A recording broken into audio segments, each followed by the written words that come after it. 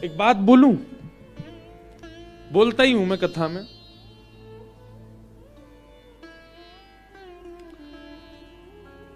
मानव के जितने लक्ष्य हैं ना जीवन में प्राप्त करने के, मुझे ये चाहिए, वो सारे लक्ष्य रावण के भी थे। एक सुंदर पत्नी, मंदोदरी बहुत सुंदर थी। जब सीता सुध लेने के लिए हनुमान जी गए, ढूंढ रहे थे सीता जी कहां हैं, तो हनुमान जी की दृष्टि मंदोदरी पर पड़ी।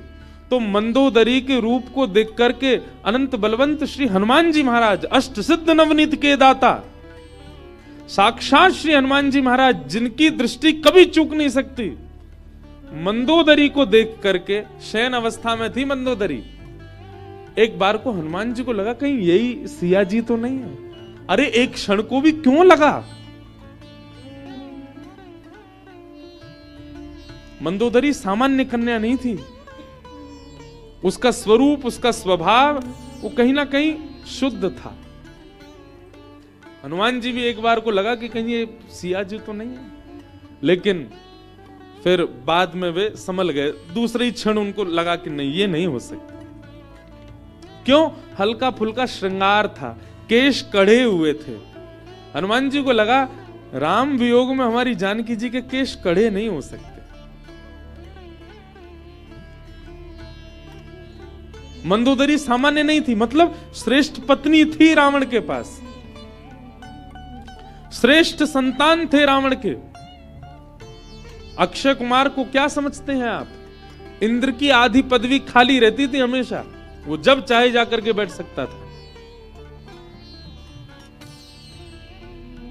साम्राज्य की कोई कमी नहीं, संपत्ति की कोई कमी नहीं, संतान की कोई कमी नहीं, पत्नी की कोई कमी नहीं, और सुंदरता। हमारे पूज्य नाना जी बताते थे कि रावण कोई भयावह कुरूप नहीं था, हम लोगों ने उसको कुरूप भयावह बनाया। रूप और तन से भी अच्छा था रावण। वो भयावह इसलिए लगता 10 मुख मानते हैं हम उसके, पर एक प्रकार से इसके पीछे एक और कारण है कि रावण के 10 मुख के अलावा रावण के पास 10 बुद्धिमानों के समान बुद्धि थी, इसीलिए भी उसको दशानन कहा जाता था। एक बुद्धिमान के पास जितनी बुद्धि होती है, ऐसे 10 बुद्धिमानों के पास भी, अत्यंत बुद्धिमानों के पास जैसी बुद्धि होती है, ऐसी रावण के पास थी, इसीलिए दशानन कहा जाता। वो 24 घंटा 10 मुख लिए घूमता नहीं था, एक ही मुख में रहता था, लेकिन उसका बुद्धि इतनी प्रबल थी, इतनी तीव्र थी कि 10 अत्यंत विद्वान लोग मिलकर के जो निर्णय लेंगे वो अकेला रावण ले लेता था।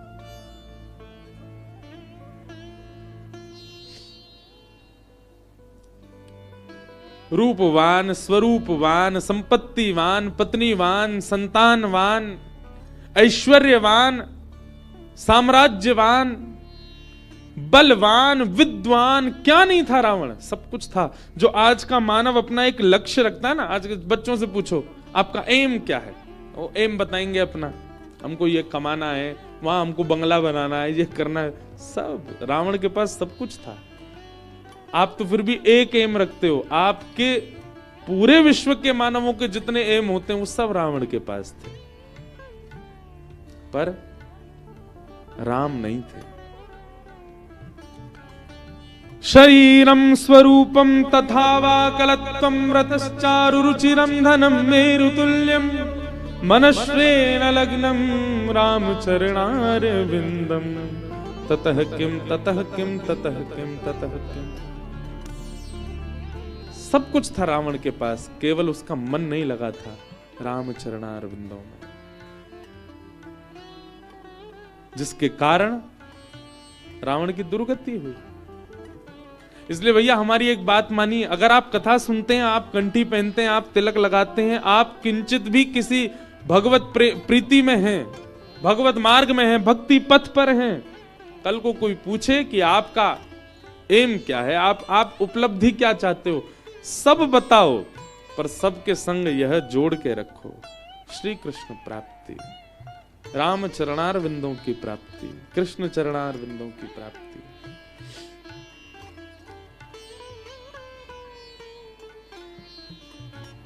कर्तव्य जब तक जीवित रहना है सबको करना है, मैं भी कर रहा हूं, मुझ पे भी गाड़ी है, मेरा भी घर है, मेरे पास भी फोन है, मेरे पास भी सब कुछ है, पर हमारा उद्देश्य ये सब नहीं है।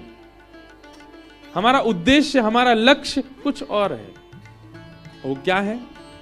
श्री कृष्ण प्राप्ति। कृष्ण प्राप्ति करम सस्वत, ये उद्देश्य है। अब उस उद्देश्य के लिए सब साधन बने। देखो बहुत ध्यानपूर्वक सुनिएगा, हम लोग साधन का प्रयोग करते हैं साध्य के प्रति। साधन और साध्य का अंतर क्या होता है? साधन मतलब व्हीकल और साध्य मतलब डेस्टिनेशन। आपको देहरादून से दिल्ली जाना है तो आपके पास में बस रूपी साधन भी है, गाड़ी रूपी साधन भी है, ट्रेन रूपी साधन भी है, फ्लाइट रूपी साधन भी है। लेकिन आपका साध्य क्या है? आप इन साधनों से प्राप्त किसको करना चाहते हैं? दिल्ली को। मानव क्या कर लेता है? मानव साधन को ही साध्य मान लेता है। मानव को लगता है बस ही मेरा साधन, मेरा साध्य, इसी की प्राप्ति थी। हवाई जहाज में बैठना ही है, बस हवाई जहाज से उतरना ही नहीं है, चाहे दिल्ली उतर जाइए, इसको नहीं छोड़ूंगा, यही मेरा साध्य है। हमारी स्थिति ऐसी बन गई है। धन साध्य नहीं है, साधन है। संपत्ति साध्य नहीं है, साधन है। पत्नी, बच्चे, परिवार, ऐश्वर्य, ये सब कुछ साधन है। इन साधनों के माध्यम से भगवत साध्य की प्राप्ति करनी है। पर हम लोग क्या कर रहे हैं? हम साधन को ही साध्य बोल देते हैं। मतलब एक प्रकार से कहा जाए, थोड़ी सरल भाषा में कहूं, आपसे किसी ने पूछा आपके जीवन की उद्देश्य क्या है? आप कह रहे हो बस में बैठना। वाह, ये कोई बात है? बस में बैठना तुम्हारा जीवन का उद्देश्य है? अगर मैं ये कहता हूं कि बस में बैठना मेरा जीवन का उद्देश्य है तो आपको हंसी आ जाती है। तो फिर जब हम कहते हैं कि आपके जीवन का उद्देश्य क्या है? धन कमाना, इतनी संपत्ति कमाना, इस पर देवता भी उसी प्रकार हंसते हैं जैसे बस में बैठने वाले पर हंसा जा रहा है। बोले वाह, ये साधन को अपना साध्य बता रहा है।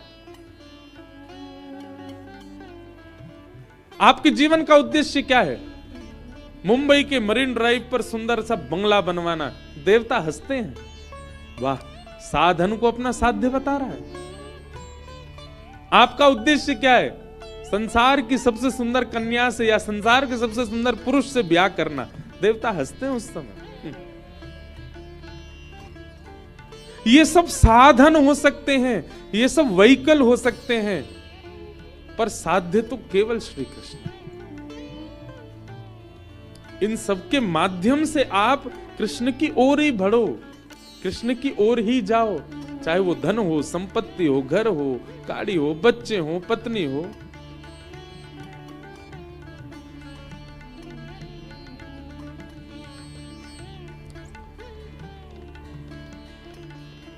भागवत जी का विश्राम क्या है? हरिम परम, परम हरि की चरणार बिंदों की प्राप्ति। और उस प्राप्ति के लिए जो कुछ भी आप कर सको वो करो। धन कमा सको कमाओ, लेकिन उसके पीछे उद्देश्य क्या होना चाहिए? श्री राधारमण की प्राप्ति।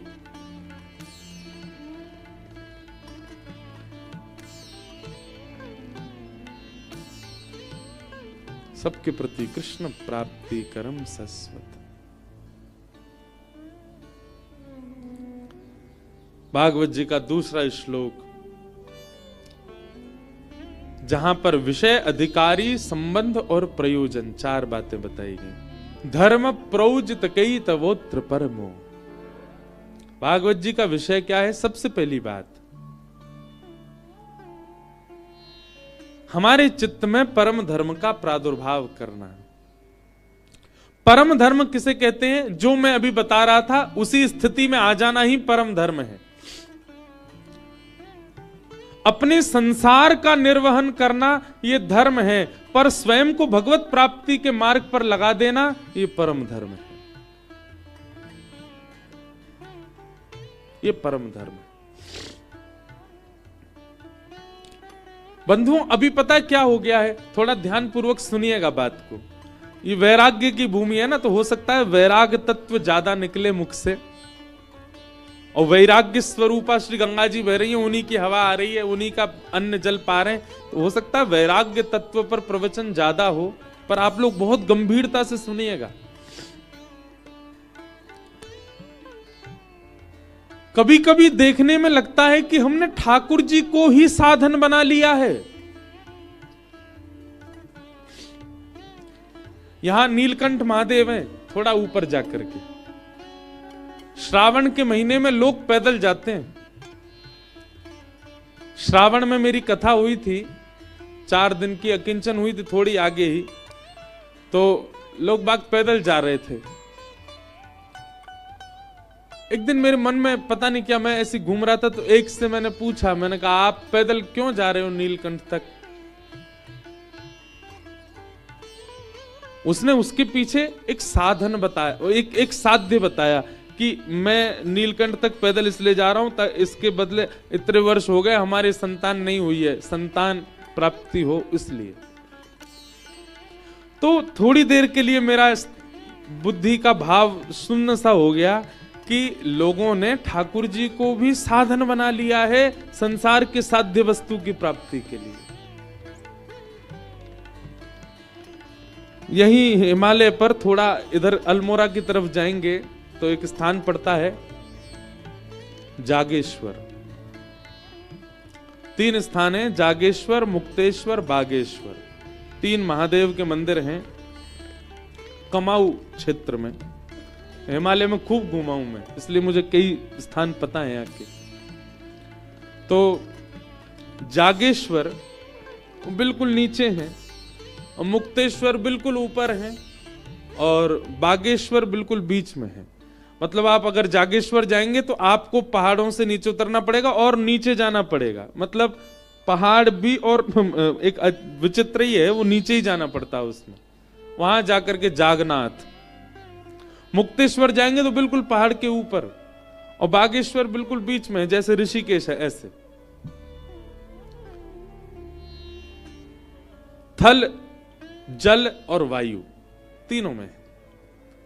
तो जागेश्वर में ऐसी मान्यता है कि रात्रि में जब मंदिर बंद हो जाता है उसके बाद आप हाथ में दिया लेकर के बैठो घी का, और सुबह जब तक मंदिर नहीं खुलता, भयंकर सर्दी होती है वहां, पूरी रात बैठे रहो, और सुबह वो दिया जो होता है, जैसी कपाट खुले महादेव की आरती करो, उससे मन वांछित इच्छा पूरी होती है, जो मांगोगे मिलेगा, और विशेष रूप से संतान के लिए होता है। तो मैं जब जागेश्वर गया पहली बार, वहां ज्यादा भीड़ नहीं होती, बहुत कम लोग होते हैं, और वहां होटल और ये सब भी नहीं है। और इससे भी बढ़िया बात थी कि वहां पर कहीं बाहर चले जाओ, प्याज और लहसुन बनता ही नहीं है पूरे जागेश्वर में। तो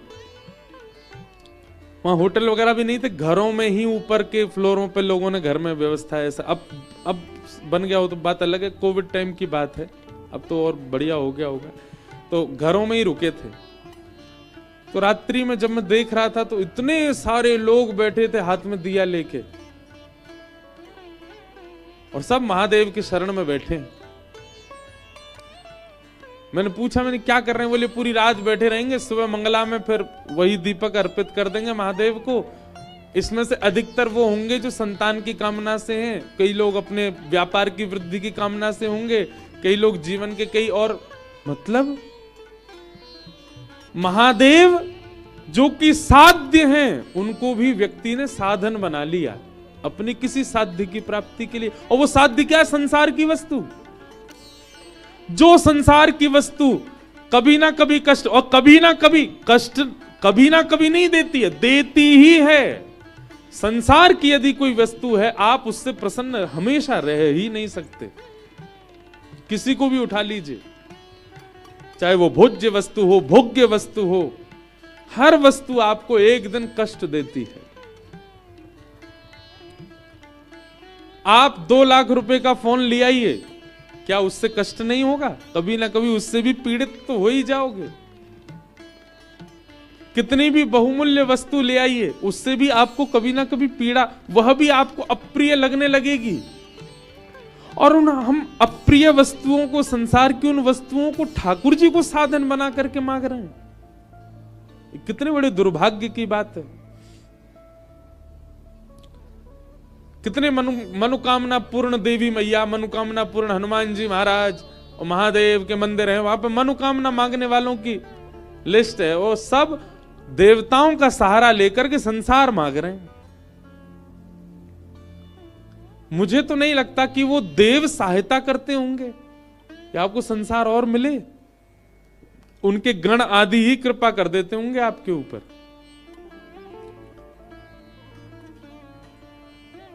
कभी पता चल जाए कि यहां कुछ मांगने से पूर्ण होता है, वहां जाकर के कभी ये क्यों नहीं मांगते कि हमारा स्वभाव अच्छा हो जाए, हमारे अंदर लोभ बहुत है वो लोभ नष्ट हो जाए, हमारे अंदर थोड़ी दया आ जाए, हम लोगों से बहुत निर्दय रहते हैं।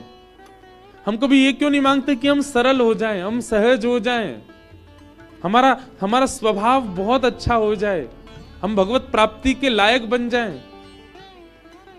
ये सब कभी नहीं मांगता व्यक्ति।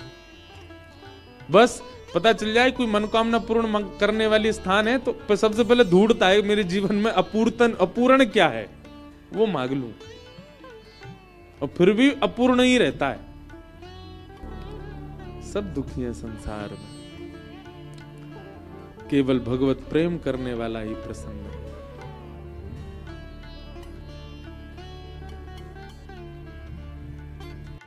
हमारे शास्त्रों में एक श्लोक कहा गया है, क्या? धनानि भूमौ पशवश्च गौष्ठे भार्या गृहे द्वारि जनश्मशाने देहश्चितायाम परलोक मार्गे धर्मानुगो गच्छति जीव एक। धनानि भूमौ, संसार में आप जो कुछ भी कमाओगे, चाहे वो नाम हो, शौहरत हो, धन हो, सब यहीं छोड़ के जाना पड़ेगा। आप दुनिया से जो लोगे आपको रिवर्ट देके जाना पड़ेगा। जैसे कि धन कमाओ तो जहां रखोगे वहीं रखा रह जाएगा, संग में जाएगा नहीं। ये नहीं कहेगा ओहो मेरे सेठ जी जा रहे हैं मैं इनके संग जाऊंगा, इन्होंने मुझको कमाया था, बैंक से मुझको लेके आए थे, बैंक में मैं बंदी था, इन्होंने मुझको वहां से निकाला, ये आज पधार गए मैं इनके संग जाऊंगा। धन नहीं रोता। पशवश्च गौष्ठे, आप कितनी भी गाड़ियां महंगी महंगी खरीद लीजिए, वो नहीं कहेंगे कि वो हो ये सेठ जी ने हमको खरीदा था, हमारे अंदर पेट्रोल डलवाया था, यही हमको बद्रीनाथ केदारनाथ मनाली घुमा के लाए थे, आज चले गए हम इनके साथ जाएंगे ना। आप कहोगे महाराज जी ये तो सारे निर्जीव लोग हैं, धन और गाड़ी। जीवितों की बात करो। भार्या गृहे द्वारी, पत्नी भी केवल घर के द्वार तक जाती है, वो तो जीवित है, नहीं जाती साथ में। जबकि साथ जन्म संग रहने का वचन दिया था, पर नहीं जाती, घर के द्वार तक जाती है।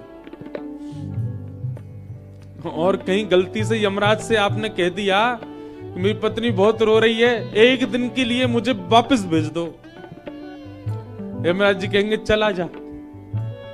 आप एक दिन के लिए अगर वापस आ गए और कहीं से पत्नी को दिख गए, भाग के जाएगी, घर वालों को सब बताएगी, बोले प्रेत डोला उनका, पंडित जी को बुलवाओ घर में, कुछ अनुष्ठान आदि कराओ, अभी मुक्ति नहीं हुई है। अरे आप जाके कहोगे अरे प्रिय मैं तुझसे मिलने यमराज से समय लेकर के आया हूं, कहीं बेहोश नहीं हो जाए सुन करके। संसार का ये प्रेम है। भार्या गृहे द्वारी जनश्मशाने,